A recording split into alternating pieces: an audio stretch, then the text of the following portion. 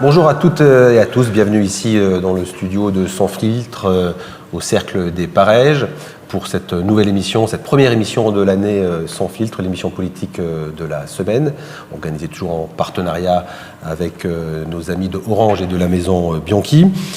Cette émission, comme vous le savez, sera diffusée sur le site de la semaine, sur ses réseaux sociaux.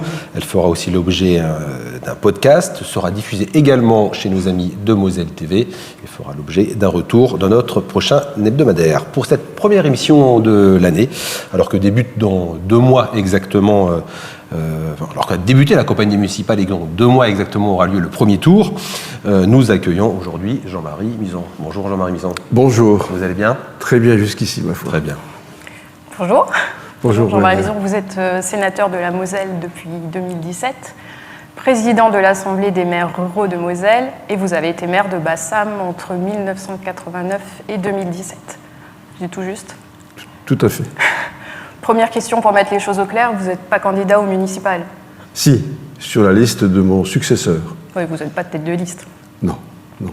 J'ai des collègues qui le sont, parce qu'ils ont décidé de choisir l'élection municipale plutôt que le Sénat. Ça vous est passé par la tête, à vous? Sans mentir, oui. Oui, parce que la fonction de maire, c'est quand même la plus belle qui soit, à mon sens. Et j'aime beaucoup ma commune, mais bon, j'ai fait le choix de rester sénateur et de me présenter sur la liste de mon successeur. Et on prépare les élections, puisqu'on a la chance, si on peut dire, d'avoir 3 listes d'opposition face à nous. C'est quand même beaucoup, 4 listes d'une commune qui compte à peine 2500 habitants. Mais c'est plus exaltant. Et puis c'est un signe de bonne santé démocratique. Tout à fait. Tout à fait. Le débat existe. Oui. Toutes les communes ne peuvent pas se vanter d'avoir la même liste de la même vitalité, de candidats. La même vitalité démocratique. On va y revenir. Alors juste pour que tout le monde ait bien en tête, pourquoi on pose aussi cette question? Parce que avec la loi du anti-cumul, on ne peut pas être à la fois parlementaire et maire. Mais par contre, on peut être parlementaire et membre du conseil municipal. Tout à fait. C'est bien ça. Mais c'est vrai que le choix est souvent, enfin, c'est très souvent qu'on finalement les élus choisissent plutôt le mandat de maire que celui de parlementaire. Est-ce que ça démontre une forme de, vu le climat, de manque d'attrait de ce mandat de parlementaire qui devient de plus en plus compliqué? C'est pas du tout la même chose. C'est difficile à comparer, même si c'est des fonctions qui sont proches. Mais le mandat de parlementaire permet d'accéder à des niveaux de contact qui sont très riches. Le mandat de maire, c'est très local, c'est très riche aussi, c'est passionnant, mais ça ne traite pas les mêmes sujets. Mais celui qui préfère l'action concrète préférera le mandat de maire. Je vais vous dire une chose aussi, vous savez, c'est parfois frustrant d'être parlementaire, parce qu'on parle, et on parle. Et le lendemain, on refait pareil. Parfois, on parle 1 heure, 2 heures sur un amendement qui finit in fine par être retiré, donc on a parlé pour rien. Oui. Ça, c'est frustrant. Ça manque Dans une mairie, ça ne se passe pas comme ça quand on parle. Ensuite, on décide et on fait. C'est beaucoup plus, comment dirais-je, gratifiant, enfin, à mon sens. Parfois, le mandat de parlementaire est effectivement frustrant. Voilà, donc on reviendra sur cette frustration et aussi ce problème qu'on connaît au niveau national. Là, on parle, c'est vrai qu'on parle beaucoup, on reviendra sur ces discussions autour du budget dans la deuxième partie de l'émission. Mais avant, on voulait avec Aurélia vous interroger sur le contexte des municipales, même si vous n'êtes pas candidat à tête de liste, donc on ne va pas parler de votre commune, mais sur le climat global. Et vous êtes bien placé parce que vous êtes sénateur, donc vous êtes en contact avec les collectivités, vous avez été maire, enfin, Aurélia l'a rappelé. Alors on ne sait pas très bien, on s'est posé la question avec Aurélia, est-ce que la campagne des municipales, globalement, est-ce qu'elle a pour vous déjà commencé ou alors on est encore dans un, où ça frémit, ou on est dans un entre-deux? Je le rappelle, hein, c'est dans 2 mois pile poil. Hein. Elle a commencé alors, de manière plus visible dans certaines villes que dans certaines petites communes, mais elle a commencé partout, avec une intensité qui est différente selon les communes, mais c'est parti. Et même là où il n'y a pas de liste, les gens parlent des élections municipales. Où il n'y a pas de liste connue, même s'il n'y a pas de liste d'opposition, les gens parlent que des municipales. Ça part un peu tard quand même. Je vais prendre comme exemple les 2 villes lorraines, Nancy et Metz, où les maires sortants ne sont toujours pas officiellement candidats. Oui, mais c'est un secret de polichinelle. Chacun sait qu'ils seront candidats. Ça va faire des toutes petites campagnes quand même. Est-ce que ça va laisser la place au débat? Écoutez, de longue date, ça se passe comme ça. Le sortant n'a pas intérêt à se déclarer trop tôt, parce qu'il s'expose trop tôt aussi. Donc cette bonne guerre qu'il en soit ainsi, mais les opposants ont, eux, une trajectoire différente. Ils ont plutôt intérêt à se manifester, d'autant que leur notoriété parfois est assez faible. Et donc ils commencent plus tôt. Et c'est comme ça que ça se passe ici à Metz ou à Thionville ou ailleurs. Les opposants se sont déclarés il y a maintenant de nombreuses semaines déjà. Et parce qu'ils ont besoin de notoriété, ils ont besoin de se faire voir, de se faire entendre. Ils partent de loin parce qu'il y a toujours, on peut le regretter, on peut s'en féliciter, mais il y a toujours cette prime au sortant qui joue quand même fortement. Et qui va peut-être encore plus jouer cette fois-ci, vu le contexte un peu national, un peu compliqué. Peut-être que les gens vont se réfugier vers ce qu'ils connaissent déjà. Ce qui va jouer cette fois-ci, c'est surtout le phénomène RN.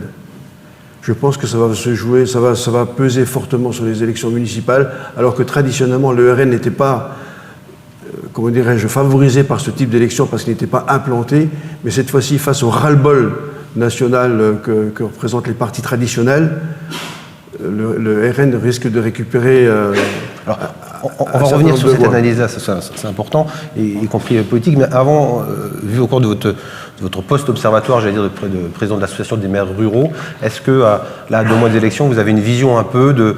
Est-ce qu'il y a des communes où il n'y a pas du tout de candidats? Est-ce qu'il y a des maires sortants ou non, ou des candidats qui ont du mal à remplir leur liste? Ce que je rappelle, c'est un scrutin de liste, donc il faut autant de candidats que de postes au conseil municipal, avec en plus la difficulté, et on voulait avoir votre point de vue là-dessus, même si on le connaît un peu, de la parité, parce que maintenant, dans les petites communes, c'est obligatoire d'avoir une parité stricte, un homme, une femme, un homme, une femme. Donc voilà, est-ce que vous avez un peu une vision à nous donner sur tout ça? Il y a des communes où c'est difficile, et c'est vrai que la parité n'aide pas. Il faut savoir que dans les communes les plus petites, je prends l'exemple des communes de moins de 100 habitants, il faut au moins 5 élus. Normalement, il en faudrait 7. La loi a permis une dérogation à 5. Parce qu'il y a 7 postes de conseillers municipaux, c'est ça? Officiellement, c'est ça. D'accord, mais à 5, ça passe. À 5, ça passe. Mais 5, ça fait 5%. Si Metz devait faire le même effort, ça ferait un conseil municipal. Metz, c'est 120 000 habitants. Ça ferait 6 000 personnes au conseil municipal. 3 000 hommes, 3 000 femmes. C'est le même effort. Demander en plus la parité, ça complique le jeu. Pas parce que les maires soient opposés dans les petites communes à la parité. Je connais presque tous les maires, je ne connais pas un seul qui soit opposé à la parité. Seulement, c'est plus compliqué. Parce que les emplois du temps des femmes, elles sont mieux remplis que celui des hommes. Mais moi, je rencontre aussi beaucoup de femmes qui me disent, écoutez, on n'a pas besoin de ça. Ça se fait naturellement. Elles me disent, écoutez, dans l'enseignement supérieur, il y a bien plus de filles que de garçons aujourd'hui. Il n'y a pas eu besoin de loi pour cela. Avec ce système-là, avec la parité, vous nous bloquez à jamais à la moitié. On aurait pu tout gagner, nous les femmes. Voilà, bon, on peut discuter toute la journée de ça, mais bon, moi j'observe qu'aujourd'hui, les listes sont plus difficiles à faire. Et ça vient heurter aussi un principe à valeur constitutionnelle qui est celui du pluralisme. Parce que dans une élection, les gens ont le droit d'avoir un choix. Quand il n'y a qu'une seule liste, il n'y a pas de choix. Et ça ne mobilise pas. Et du coup, il y aura beaucoup de communes où il n'y aura pas beaucoup de participation. Et la légitimité des élus sera relativement faible.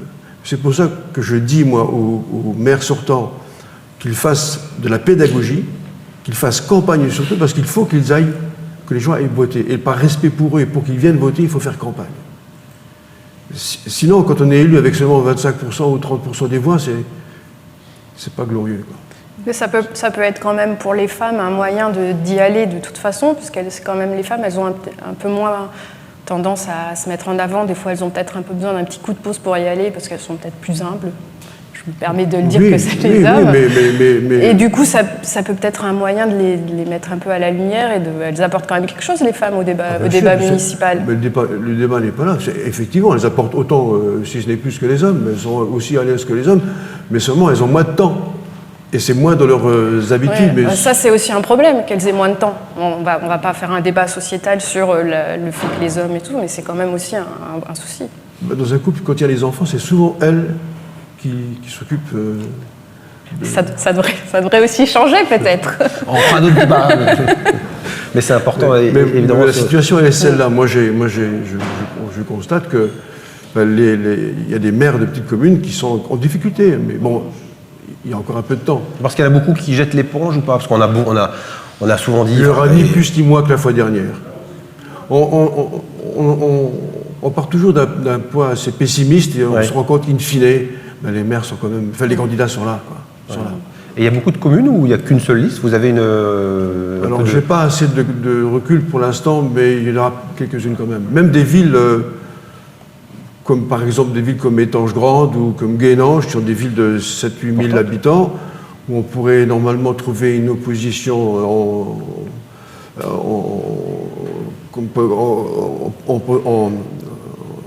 liste. Naturel, oui. Il n'y en a pas. À ce jour, il n'y en a pas. Et puis, dans une ville comme ça commence à faire un peu tard. Tant qu'on est sur les tendances un peu générales, la dernière élection municipale, donc c'était en 2020, on était en plein dans le Covid. Ça avait eu pour incidence qu'on parle beaucoup de ça et que les gens n'aillent pas voter. Il y avait eu un très très faible taux de participation. Est-ce que vous avez une idée de l'intérêt qu'auront les gens pour cette élection? Est-ce qu'ils vont aller voter?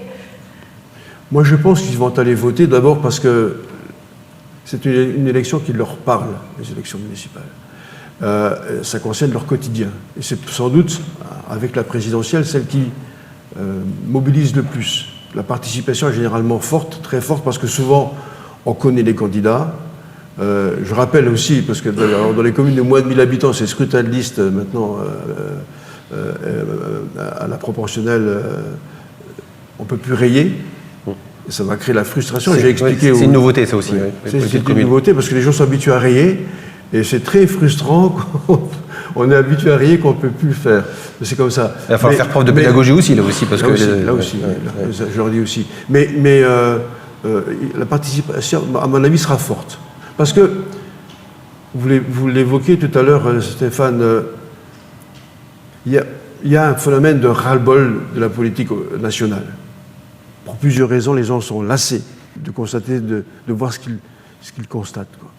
Et ils ont envie d'exprimer leur intérêt pour la politique locale qui est plus digne à leurs yeux.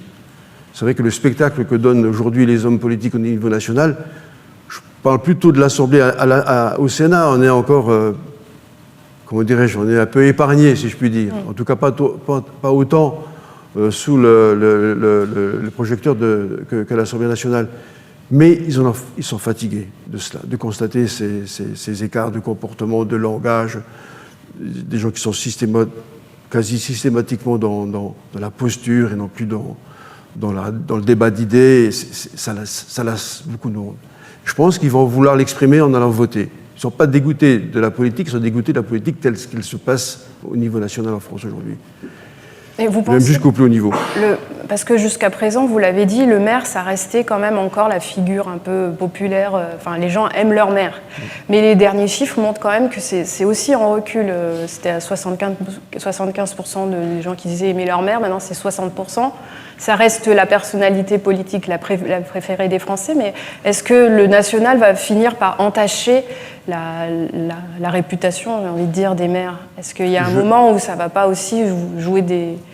Je ne le crois pas, je pense au contraire, le maire, je suis surpris par les chiffres que vous annoncez, moi j'avais un chiffre bien supérieur que 60%. Bon, après, les chiffres, hein, c'est comme les sondages. Oui, puis le monde des élus n'est pas un monde homogène, il y a de tout. Hein. Mais en général, le maire, effectivement, est très bien perçu, et je pense qu'il ne souffre pas, bien au contraire, par comparaison. Il est gagnant dans l'évolution de la politique au niveau national. Il est d'autant plus apprécié qu'il ne se comporte pas comme certains parlementaires qu'il ne supporte plus. Parce que le maire, il est dans l'action. Et il est sur des thématiques qui touchent la vie au quotidien. Alors justement, sur les thématiques, selon vous, sur cette campagne électorale, quelles sont les thématiques qui sont les plus porteuses? Là aussi, il y a des sondages qui mettent par exemple en numéro 1 en préoccupation des Français pour les municipales, la sécurité. Est-ce que ce thème-là, selon vous, va être au cœur de beaucoup de campagnes? Est-ce qu'il y en a d'autres? Quel est aussi de votre... Je pense que la sécurité va être le thème, un des thèmes majeurs dans toutes les communes, y compris dans les petites. Vous savez, le nombre de communes qui réfléchit ou qui a déjà franchi le pas pour acheter des caméras pour lutter contre les cambriolages, les vols, etc., il y en a, on ne les compte plus. Et ça va se développer, alors pas forcément la police municipale, mais souvent les intercos font maintenant la police intercommunale ou police communautaire, parce que c'est la seule solution qu'elles aient pour trouver une réponse réelle et supportable financièrement. Mais ça va être un thème majeur, la sécurité, y compris, je le répète, dans les petites communes. L'autre thème important, c'est la qualité de vie. Alors, on peut mettre beaucoup de choses dans la qualité de vie. Oui, Les transports. c'est une obsession pour les maires, c'est les services. La qualité de vie, c'est... Le cadre de vie, c'est un ensemble, pour résumer, de services mis à la disposition des habitants et d'équipements. Plus il y en a, plus ça rend la vie agréable et le quotidien supportable. Mais ce thème-là, il sera indéniablement au cœur de la campagne qui arrive. Ce qui va compter également, c'est... parce que les gens en souffrent beaucoup. Les maires ont pris le dossier en main, mais il y a encore beaucoup de travail à faire. C'est de lutter contre l'électronisme. La fracture numérique. La fracture numérique. Les gens sont tellement démunis. Il y a Parce que tous 13 millions de gens victimes de ce qu'on appelle l'illectronisme, l'illettrisme du numérique. Parce que tout se fait en ligne, tout, voilà. Et ça agace beaucoup. Et les maires ont un rôle à jouer. Certes, ils s'investissent avec l'État, mais c'est encore très timide. L'État n'a pas les moyens suffisants. Je rappelle qu'on a quand même mis dans les réseaux 13 milliards d'euros, cependant que l'État mettait au début, il y a 2-3 ans encore, 50 millions d'euros par an pour lutter contre l'électronisme. C'est une goutte d'eau au regard de ce qu'on a mis dans les réseaux. Une goutte d'eau. Et ça frappe pas seulement les personnes âgées, ça frappe tous les publics, même les jeunes qui sont très à l'aise avec le numérique ludique, mais qui le sont moins lorsqu'il s'agit du numérique professionnel. Administratif, ouais. Et ça, les maires ont un rôle à jouer. Ils ont commencé, notamment les intercos, à s'emparer de ce sujet, mais il y a encore énormément de travail. On ne forme pas des millions de gens comme ça en quelques semaines. Il y a une vraie différence entre les thèmes qu'on peut retrouver dans les communes rurales et des communes plus urbaines, où finalement c'est les mêmes préoccupations qui reviennent? C'est plus ou moins les mêmes préoccupations. Un des thèmes qui différencie, c'est la mobilité. Dans les villes, c'est assez facile à satisfaire.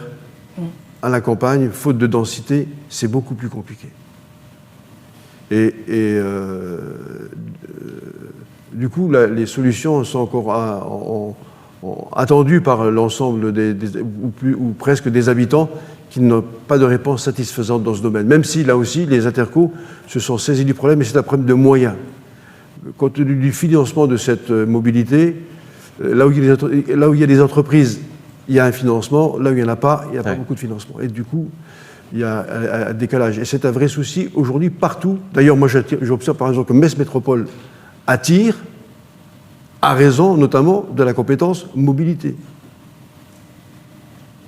Moi, les communes qui ont récemment rejoint Metz Métropole l'ont fait pour bénéficier des services. de la mobilité. Et c'est un atout aujourd'hui. Et l'autre sujet aussi de différenciation entre communes rurales et urbaines, c'est l'accès aux services publics. Parce que voilà, on le sait, il y a un recul des services publics, et ce qui est encore plus criant, j'imagine, pour les communes rurales, évidemment. Singulièrement s'agissant de la santé. L'accès aux soins, ouais. Mais ce n'est pas une compétence municipale, mais les maires s'en occupent néanmoins, puisqu'ils ont cette attente de leurs habitants qui leur met la pression pour tenter de trouver des solutions. On peut comprendre, c'est vraiment primordial, la santé. On va revenir un peu sur les enjeux politiques. Vous avez commencé à effleurer tout à l'heure. Peut-être déjà au niveau, avant de parler d'équilibre politique, et notamment, vous l'avez évoqué, du Rassemblement national, mais pas que, selon vous, parce qu'on est en Moselle, les grands enjeux en Moselle pour ces municipales, quels sont, je sais pas, les points chauds peut-être, les communes qu'il faudrait regarder, ou que tout le monde va regarder avec attention D'abord, les villes. Alors, par leur ordre d'importance, mais y compris les plus petites. Je pense notamment à des villes comme Saint-Avold, Forbach, Sarreguemines, ou d'autres plus petites encore, où il y a vraiment des enjeux. Un vrai risque du Rassemblement national? Disons que le RN est fort, mais j'espère que les maires en place sont plus forts. Mais ce sont des villes qui sont regardées. Ça me gênerait parce que j'y ai beaucoup d'amis. Alors, mais alors que Thionville et Metz sont moins, à mon sens, menacés par le RN. Le Rassemblement national. Alors c'est un peu l'éléphant au milieu de la place, alors, de la pièce. Hein, alors, on en parle beaucoup, donc là vous aviez commencé à en parler. C'est inexorable cette montée, y compris au niveau des communes? Je la constate comme beaucoup. Hein, les sondages se suivent et se ressemblent.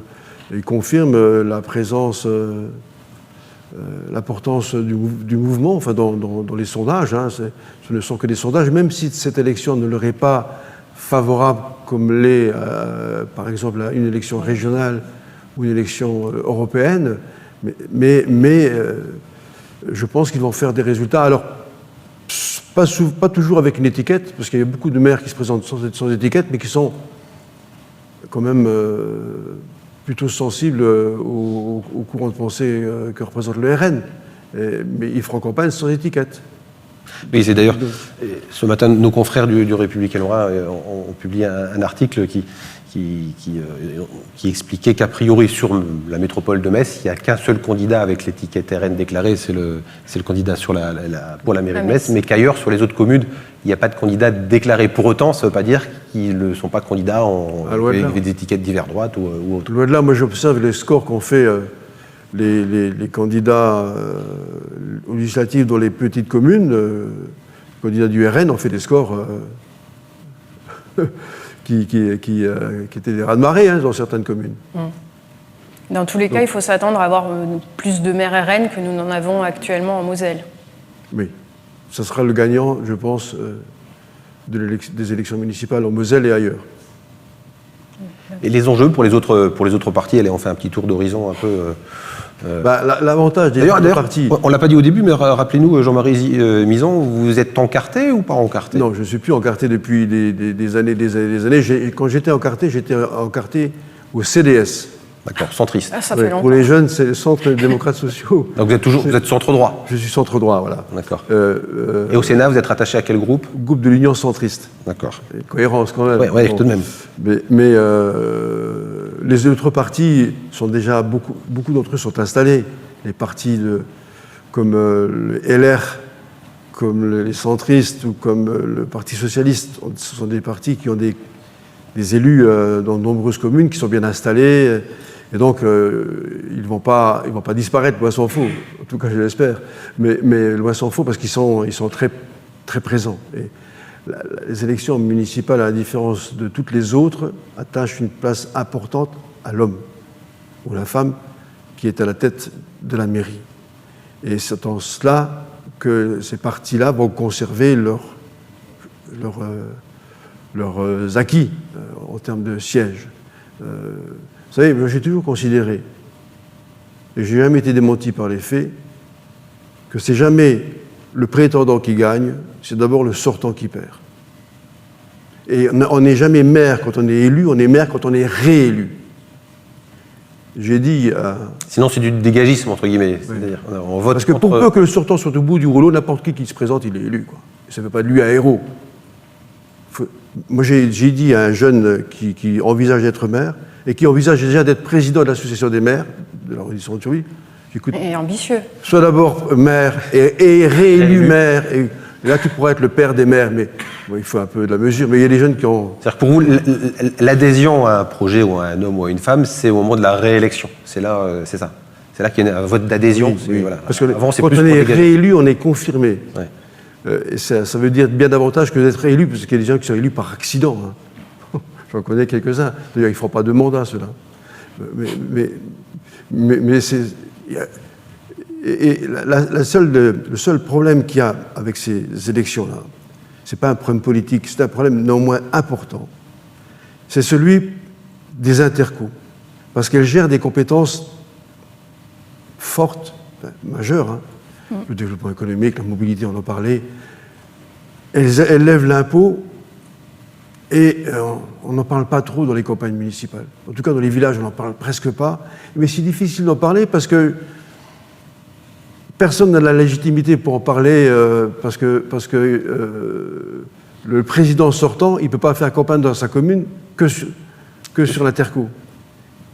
Et donc, il y a un problème. Donc la solution serait quoi? Ce serait le suffrage direct pour les délégués intercommunautaires, donc les présidents. C'est un vaste sujet. Là, on ouvre un grand... Ah oui, non mais... c'est vrai, moi je ne suis pas favorable à ça. Mais on peut trouver un mixte qui permettrait d'avoir les deux. Pourquoi vous n'êtes pas favorable? Parce que ça tuera la commune. In fine, ça tuera la commune. Mais aujourd'hui, on a un système qui est un peu atypique, bancal. Bancal, oui. Oui, parce que même démocratiquement, en fait, l'interco peut prendre des décisions pour lesquelles les gens n'ont pas voté, en fin de compte, parce qu'on vote pour un programme. Oui, après, ils ont mais voté si vous voulez, le suffrage... Mais c'est la démocratie représentative, j'entends bien, mais... Ben, vous savez, la plus grande démocratie du monde, en tout cas jusqu'ici, je pense qu'on pensait les USA, l'élection du président n'est pas... C'est plus la plus grande démocratie du monde. Jusqu'ici, je disais, c'est une élection à 2 tours. C'est pas les Américains qui votent directement le président, c'est les grands électeurs. Ça ne va pas empêcher les Américains d'être la plus grande démocratie pendant des années. Les sénateurs, on a la même légitimité qu'on le pense. En tout cas, dans la Constitution, on ne différencie pas. Même si les pouvoirs ne sont pas tout à fait les mêmes. L'élection au suffrage universel indirect, c'est pas une tare. Mais ce n'est pas satisfaisant totalement dans le cadre des élections qu'on évoque à l'instant, s'agissant des comités de communes, d'agglomération et de métropole ou des comités urbaines. Il y a quelque chose à réparer. En termes de visibilité, c'est quand même pas génial. Enfin, sans vous faire offense, qui sait que vous êtes sénateur en Moselle? Mon épouse. Ça manque de visibilité quand même, le mandat de sénateur. On parle beaucoup des députés de l'Assemblée. Et à tort d'ailleurs, parce que c'est une assemblée beaucoup plus calme, qui réfléchit sur des dossiers de fond. Mais notre ambition, c'est pas ça. Notre ambition, c'est de connaître les maires et de faire en sorte que les maires nous connaissent. Et ça, je peux vous dire que c'est le cas. Ils nous connaissent pour l'essentiel tous. Déjà parce que vous faites campagne auprès d'eux, voilà. Et puis en théorie, on dit toujours que c'est l'assemblée des collectivités. C'est la chambre des collectivités. C'est la chambre des collectivités. C'est de la Constitution, mais ça c'est notre seule ambition, d'exister auprès des maires. Après du grand public, pour nous on n'en meurt pas. Donc ça fait le lien vers le contexte national et le rôle aussi du Sénat dans le débat actuel. J'allais dire, pour faire simple, expliquez-nous, parce que plus personne ne comprend. On en est où sur cette histoire de budget? Moi, je pense que Sébastien Lecornu a eu tort de vouloir d'emblée ne pas utiliser le 49.3. Il a fait cette promesse au Parti socialiste, enfin à Olivier Faure. S'il ne l'avait pas fait, il serait plus Premier ministre. Mais on ne peut pas accepter une telle situation. Ça nous coûte de l'argent. Moi, je pense que chronologiquement, après la dissolution de 2024, le président de la République aurait dû nommer le candidat qu'avait désigné le Front populaire. C'était comme le Front, le groupe, qui n'est pas tout à fait homogène non plus, mais il n'y a plus rien qui est homogène aujourd'hui. En politique, il n'y a pas beaucoup de groupes homogènes. Mais bon, le groupe qui était le plus puissant, en tout cas en termes d'effectifs. En termes de voix, oui. Il aurait dû nommer Mme Castet, c'est ça? Lucie Castet. C'est pas ma tasse de thé, mais bon. Il l'avait proposé presque unanimement. Elle aurait essayé de faire le taf. Elle n'aurait bien sûr pas eu de majorité. Elle aurait été censurée. Mais au moins, elle aurait épuisé. Ouais. Et comme ça, la gauche n'aurait plus avoir le discours qu'elle tient encore aujourd'hui, quoi. Mais tel n'a pas été son choix, M. Macron, mais ce n'est pas la première fois qu'il se trompe. Ce n'est pas la dernière fois non plus. Et maintenant, on subit cette conséquence. Heureusement que le Sénat est là pour apporter un peu de stabilité. Parce que le budget, nous, on l'a voté, le budget. Oui. Nous, on fait le taf. Alors, bien ou pas bien, ça dépend de la position politique qu'on a les uns et les autres, mais on remplit la mission. À l'Assemblée, personne n'a de majorité. Le seul outil qui reste, il est constitutionnel, c'est le 49.3, parce que les ordonnances, c'est périlleux, parce que ça n'a jamais été essayé. Il y a des domaines, parce que normalement, il devrait prendre le budget qu'il avait présenté. Parce que c'est ça, actuellement, les options qu'il a devant lui, c'est soit 49.3, soit gouverner par, soit passer le budget par ordonnance. Soit il repart, c'est sans fin, quoi. Ouais. Au mois de juillet, on n'aura toujours pas de budget. Or, on ne peut pas. Compte tenu du contexte international, on ne peut pas. On ne peut pas se permettre ce luxe. Et puis en plus, en termes de crédibilité, c'est catastrophique. Moi, je vois les habitants, ils sont consternés. On revient au début de la conversation, il y a plus de... quelle image. C'est pour ça que, par opposition, les gens vont se mobiliser pour les municipales, il me semble, pour les voter, pour montrer leur attachement au maire qui était un élu sérieux, et plus que ne l'est le parlementaire. Enfin, en tout cas, les députés. Mais franchement, quand il n'y a pas de majorité, il y a une solution. Alors, il faut qu'il y a des gens qui doivent retirer les conséquences. Ça veut dire quoi? Ça veut dire dissolution ou démission du président de la République? C'est à lui de voir. Et vous, vous seriez pour quel... Il doit démissionner, Emmanuel Macron? Toutes les solutions doivent être essayées. Il a déjà essayé la dissolution, donc il n'en reste plus qu'une. Moi, je considère qu'on est parvenu à un stade aujourd'hui où le président de la République est, je pèse mes mots, détesté par de nombreux Français. C'est une situation de blocage. Il suffit qu'il exprime un sujet pour que ce sujet devienne un problème. En fait, c'est la personne qui est rejetée. Il s'est mis tout seul dans cette situation. Il essaie bien sûr d'exister sur des sujets internationaux. Là aussi. Donc c'est très compliqué. Et donc les députés en font les frais parce que. Enfin, je comprends un député de gauche qui ne puisse pas voter une disposition de droite et inversement. Enfin, il ne faut pas leur demander l'impossible.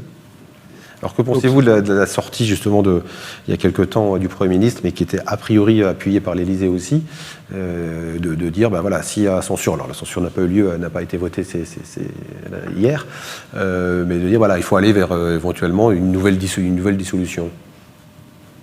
Avec des élections qui en même temps que couplées avec les municipales. Comment vous avez réagi quand vous avez entendu ça? Moi, sincèrement, ça je pense qu'il faut utiliser le 49.3, prendre le risque, il faut qu'on en sorte, utiliser le 49.3. Le gouvernement doit avoir du courage. C'est quand même lui qui conduit et détermine la politique de la nation, qu'il applique la Constitution. Mais s'il y a censure derrière? Il y a censure. Et donc on retourne aux urnes? Oui. Et ça tombe en même temps que les municipales? Si jamais ça tombe législative et municipale en même temps, ça sera quoi les conséquences sur les municipales? Les gens vont aller voter à la fois pour un député, pour un maire, ça va être... Ce ne serait pas la première fois qu'une élection locale mélangée avec une élection nationale. Mais ce n'est pas souhaitable. Je pense que les maires ne veulent pas ce bazar. En termes de clarté démocratique, on a fait mieux quand même. Oui, je le concède. Mais il faut qu'on sorte de cette situation de ne pas avoir de budget. La seule manière de sortir par le haut, à mon sens, ce n'est pas les ordonnances, c'est le 49.3. Et je ne pense pas que les gens aient intérêt à censurer le gouvernement. On revient encore une fois sur les municipales et ce lien entre le national et le local. Est-ce qu'il y a intérêt, est-ce que les candidats, évidemment, ont intérêt, certains ont peut-être intérêt à nationaliser le débat? Je pense notamment à l'extrême droite. Et à LFI? Ou à l'extrême gauche. Bien sûr. Les deux là ont intérêt à nationaliser, effectivement. Parce que c'est comme ça qu'ils font des scores. Le vote sanction, quoi. Oui. Afficher la photo de machin plutôt que du candidat lui-même, quoi. Oui. C'est une technique éprouvée et qui porte ses fruits. C'est un peu tromper son monde, mais là n'est pas leur préoccupation non plus, de respecter les lecteurs. Revenir sur le budget, expliquez-nous un peu quelles sont aujourd'hui les conséquences, pas sur l'ensemble de l'économie, mais puisque vous êtes encore une fois vos fonctions et vos anciennes fonctions, sur le budget de commune. Aujourd'hui, le budget de l'État n'est pas voté. Quelles conséquences pour le budget des communes? Alors, elles sont très fortes parce que les communes attendent des subventions de l'État, des dotations de fonctionnement et des subventions d'investissement. Tant que ce n'est pas voté, il n'y a rien qui est décidé. Et les élus ont besoin d'avoir de la visibilité. Et selon l'effort qui leur sera demandé par le gouvernement par la loi de finances, les marges de manœuvre seront plus ou moins supportables. Parce que ça varie du simple au double. Parce que je reviens sur l'effort demandé par le gouvernement, c'était de 5 milliards d'euros dans le budget initial qu'il avait approuvé au Conseil des ministres, 5 milliards d'euros de ponction sur le budget des collectivités. Le Sénat, nous l'avons ramené à 2 milliards. Seulement, c'est déjà beaucoup, 2 milliards. Parce qu'on a voulu qu'il soit proportionné à ce que représentent les collectivités dans la dette de l'État. Mais si le gouvernement reprend la main, ça peut changer complètement. Ça peut remonter à le député, le rapporteur général du budget, à l'Assemblée nationale a parlé d'un effort de 3,5 milliards, voire 4 milliards au lieu des 2 milliards. Il faut dire que les députés sont moins sensibilisés à la question des collectivités locales que nous. Vous êtes les nous, on sait qui nous fait et qui nous défait. Oui. C'est ancien déjà. Mais ça change beaucoup les choses. Je trouve que l'effort demandé aux collectivités à 3,5 milliards, 4 milliards est trop important. C'est la raison pour laquelle moi j'étais favorable à maintenir cet effort à 2 milliards, qui est déjà beaucoup. À un moment donné, de toute façon, il va falloir faire des efforts collectivement. On le sait, le déficit public est abyssal. On ne peut pas continuer comme ça. Enfin, en tout cas, beaucoup le pensent. Donc, et on dit aussi que ce sujet, on va venir sur la présidentielle, va être certainement au cœur de la prochaine présidentielle. Est-ce que finalement, on n'arrive pas au bout du modèle d'État-providence français qui existe depuis la fin de la Deuxième Guerre mondiale? Est-ce qu'il va falloir, parce qu'il faut pas Monsieur Macron a considérablement abîmé la situation financière du pays. Je vous rappelle quand même que, dès le début, quand il a supprimé la taxe d'habitation sur la résidence principale dans un premier temps, puis après le Conseil constitutionnel lui a dit qu'il fallait faire sur tout ou sur personne, c'est quand même 25 milliards d'euros que les collectivités touchaient par an, que l'État compense, que l'État emprunte chaque année pour compenser. Quand le même M. Macron a décidé de supprimer la contribution sur la valeur ajoutée des entreprises, un impôt de production, c'est 10 milliards d'euros par an. Pareil, c'est en emprunte, chaque année 10 milliards. Quand l'État a décidé, toujours le même M. Macron, de supprimer la taxe sur l'audiovisuel public, 4 milliards et demi d'euros par an, pareil, l'emprunt. Enfin, c'est la cavalerie, ça. Toutes ces réformes non financées, ça nous a amenés dans le mur. Et aujourd'hui, se prétend être, on l'a surnommé le Mozart de... Enfin, le Mozart de la finance, oui. Des réformes, c'est n'importe... Une entreprise privée, une collectivité ne peut pas raisonner comme ça. Pour autant, on ne dépense pas de l'argent qu'on n'a pas. Le taux d'imposition et ça continue. En France est quand même trop important, supérieur aux autres pays. Donc il faut... C'est ça le drame, c'est qu'on a des ratios financiers qui sont tous au rouge. On a un État qui ne fonctionne pas très bien. Quand vous regardez la situation des hôpitaux, de la santé de manière générale, des écoles, l'administration, de la justice. Enfin, si encore on avait emprunté pour investir, si on avait un pays en état de marche, mais tel n'est pas le cas. Je vous rappelle toujours qu'on est 1 million, que l'Allemagne a 15 millions d'habitants de plus que nous, et que l'Allemagne a 1 million de fonctionnaires de moins que nous. Or, l'Allemagne, ce n'est pas un pays sous-administré. On ferait bien de prendre exemple sur certains de nos voisins pour s'inspirer, parce que ce n'est pas normal qu'il y ait 1 million de fonctionnaires de plus et que ça marche moins bien. Ça marche moins bien que chez eux. Alors, est-ce que les Français sont enfin en capacité, sont prêts à entendre ces discours-là? Parce qu'à un moment donné, il va falloir le dire, même si certains le disent, mais après, lorsqu'on passe aux actes, la preuve, le budget, chacun protège un petit peu son électorat, sa chasse gardée. Vous, les sénateurs, vous dites, les collectivités, on les défend. Donc, d'un côté, on entend le petit discours, on sait qu'il faut faire des efforts, mais quand il faut passer aux actes, quand il faut voter... vous mettez le doigt. Tout le monde sait ce qu'il faut faire. Chacun le sait. Sauf peut-être certains partis, mais personne ne veut assumer l'impopularité que générera la mise en œuvre de cette politique. Mais je pense qu'après le passage de M. Macron, si on a un candidat sérieux qui est élu, il pourra essayer de le faire. Il faudra le faire, parce que ce dérapage là, continu. On est au bord de... Plus qu'au bord du précipice. On est bientôt en cessation de paiement. Hein. D'ailleurs, François Villeroy de Galhau l'a dit au Sénat avant-hier. On ne peut plus. On ne peut plus. Maintenant, il y a la présidentielle. Donc il faut que ce soit au cœur de cette campagne, future campagne à la présidentielle. Et qui, selon vous, quel homme, quelle femme pourrait porter ce discours-là? Il y en a plusieurs. C'est difficile à une année et demie, parce que les favoris... Vous mouillez un petit peu quand même. Moi, je ne demande pas votre favori, mais qui, selon vous... ceux qui sont en capacité de tenir ce discours-là. Ce sont des gens sur qui vous pourriez aller de droite naturellement. classique, de chez LR, ou soit du centrisme, ou même du PS, mais sorti de là, il n'y a personne. Oui, l'arc républicain, mais à la parce que le programme économique, par exemple, du RN, ça fait sourire, mais bon, ça ne tient pas la route. Et les filles, genre, pas plus. Les seuls programmes crédibles, après il y a des différences. C'est soit de la droite traditionnelle, centre droit, LR, UDI ou centriste, soit Horizon, soit le PS. Il y a des gens de valeur dans ces partis qui ont la tête sur les épaules, qui ont le sens des responsabilités et qui ont du courage. C'est la principale qualité qu'il faudra avoir, le courage. Mais vous savez, quand vous demandez des efforts aux gens, il faut juste se rappeler qu'il faut être très juste. Les gens sont prêts à faire des efforts à condition qu'ils soient justement répartis. Et ça, c'est un vrai sujet. Mais on n'a pas le choix. On est allé trop loin, trop facilement.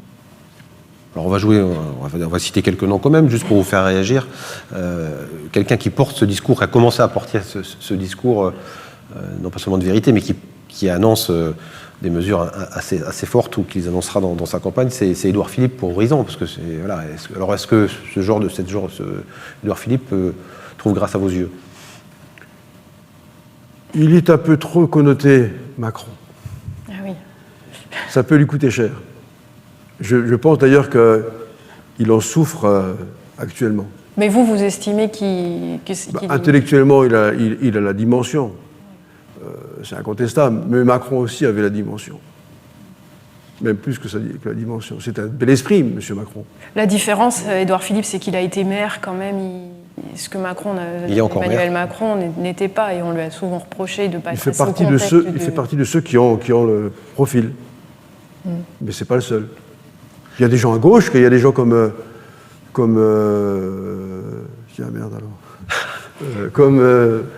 l'ancien ministre de l'Intérieur, comment s'appelle-t-il? Cazeneuve, qui a le profil.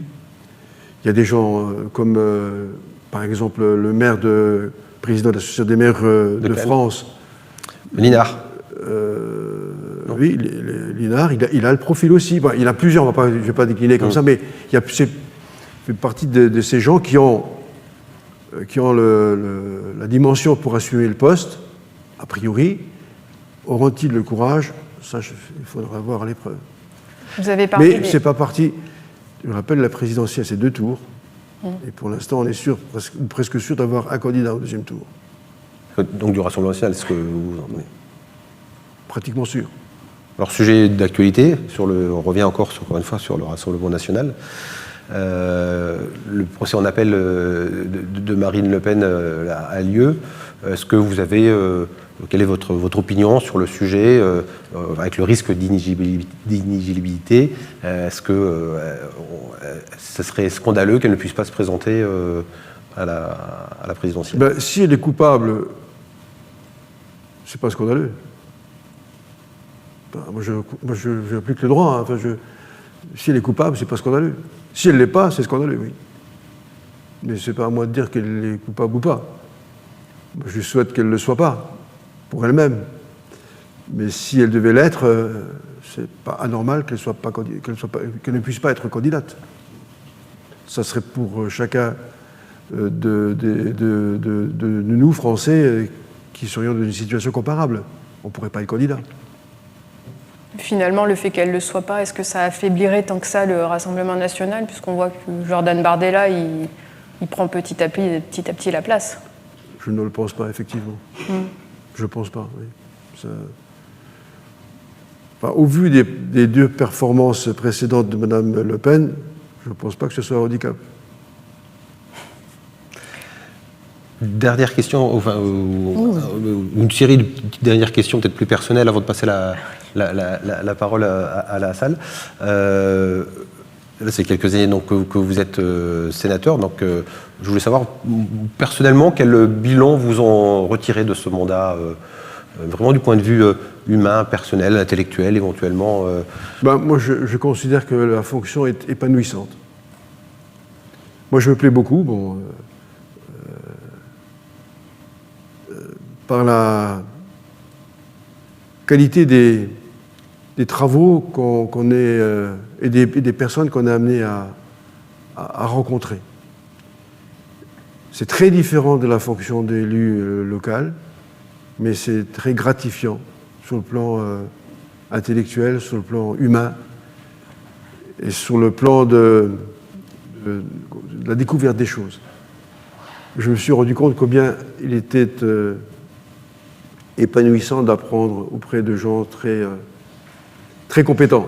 Je ne parle pas des sénateurs seulement, je parle des experts qu'on auditionne régulièrement. Je parlais tout à l'heure de François de Gallo, il y en a d'autres bien sûr. Ce sont des pointures qu'on n'a pas toujours l'occasion de rencontrer comme ça dans la vie de tout un chacun. Et c'est très gratifiant. Moi, je vais vous poser une question un peu plus légère, mais est-ce que vous regrettez d'avoir fait le pari que vous avez fait en 2023 ? Je vais le redire aux gens. Donc, vous aviez dit que si vous passiez 3 sénateurs, vous arrêtiez de fumer. Et du coup, vous avez dû arrêter de fumer, mais ça a été compliqué. Alors, passer 3 sénateurs, parce que vous étiez tête de liste et que votre liste, voilà, les 3 sénateurs sont 3 candidats. Moi, je vais vous dire, je suis content d'avoir arrêté de fumer. Mais la vie n'est plus pareille. Je m'emmerde. C'est comme ça. Je ne trouve pas de raison particulière de vivre, parce que j'aime beaucoup le tabac, mais bon, je dis aux jeunes, ne commencez jamais. Ah, voilà, c'est pas parce que je dis sinon, voilà, on aurait peut-être eu des problèmes avec les autorités sanitaires et avec la Ligue anti-tabac. Ne commencez jamais. Il y a des paris qu'il faut mieux pas faire. Je ne referai plus. Merci Jean-Marie Misan. On arrive au terme de cette émission. Donc, passer la parole à la salle si il y a quelques questions.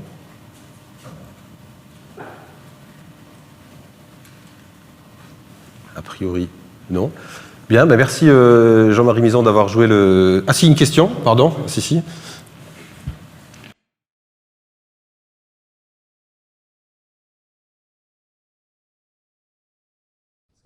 Pascal Crinco-Orange, on a beaucoup parlé des personnes qui en ont marre de la politique actuelle, des élus, du président de la République.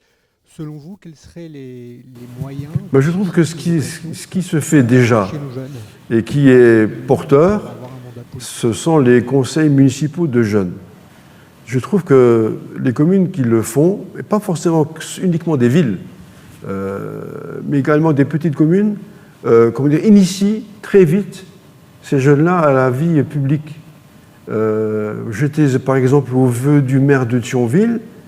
Il y a eu le discours de la nouvelle maire du conseil municipal des jeunes et aussi du conseil départemental, parce que le conseil départemental fait aussi des jeunes, la même chose à son niveau.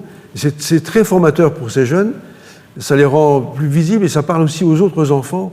Je pense que ça fait partie des solutions qu'il faut retenir, qui sont déjà en place d'ailleurs, pour préparer les plus jeunes à la fonction. Je répète, et ce n'est pas Dominique Gros ici présent qui me démentira, c'est la plus belle des fonctions. Même dans les petites communes, du coup. Même dans les petites communes. Moi, je vois beaucoup de maires qui repartent. On avait annoncé qu'il y aurait une hécatombe.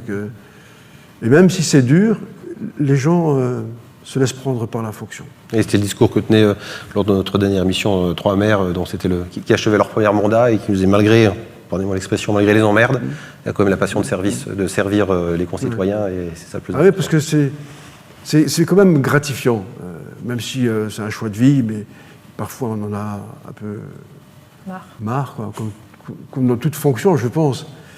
Mais bon, mais il ne faut pas faire ça pour avoir de la reconnaissance.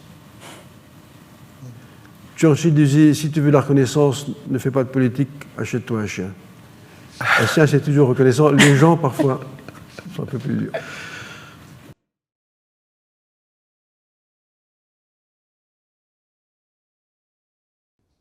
Merci. Merci beaucoup, monsieur le sénateur. C'était vraiment très intéressant. J'ai juste une petite question. Vous n'avez pas parlé dans les priorités des communes du logement. Et je dirige une entreprise dans la métropole de Metz. Et le rapport avec le maire est différent puisque, effectivement, maintenant, les entreprises sont rattachées aux intercommunalités. Donc, qu'est-ce que vous pensez des maires, enfin, de la relation des maires des communes avec les entreprises, puisqu'on a le logement, c'est encore un secteur totalement en crise en France. Et sur les 10 années écoulées, on ne peut pas dire que la situation se soit améliorée. Ça s'est même fortement dégradé. Mais ce n'est pas une compétence du bloc local. Ce n'est pas ni de la commune, ni de l'interco. Il y a un projet de loi qui a été annoncé par le Premier ministre qui devrait être un acte de décentralisation important et dans lequel devrait figurer la compétence logement, qui pourrait échoir, je pense, au bloc intercommunal, enfin, aux métropoles ou aux agglos, mais on verra dans les débats. Et là, je pense que ça marchera mieux. Enfin, pire que maintenant, ça ne peut pas. En général, quand on décentralise, nous, moi, je suis un fervent partisan de la décentralisation, ça marche mieux. On le voit dans les collèges, dans les lycées, ça s'est plus facilement mis en place. Les collectivités ont beaucoup investi. S'agissant de leur relation qu'elles ont avec les entreprises, les communes leur sont très attachées. D'ailleurs, dans les villes comme dans les petites communes, les maires ont des relations privilégiées avec les entreprises. Moi-même, dans ma petite commune, dont j'étais maire, j'avais des relations très soutenues, j'avais des petits déj régulièrement avec les entreprises, parce que c'est des partenaires à part. Et, il faut quand même le rappeler, c'est elles qui apportaient la richesse au territoire. La richesse, l'emploi, l'activité, c'est beaucoup de choses, ce sont des atouts pour le territoire. Moi, je forme le vœu, on est encore en début d'année, que le logement soit effectivement décentralisé et aille prioritairement soit au département, soit aux intercos. Merci Jean-Marie Mison. Bien, c'est le terme de notre émission. Merci beaucoup d'avoir joué le jeu. Voilà, nous vous donnons rendez-vous dans un mois pour une nouvelle émission consacrée au municipal 2026. À bientôt.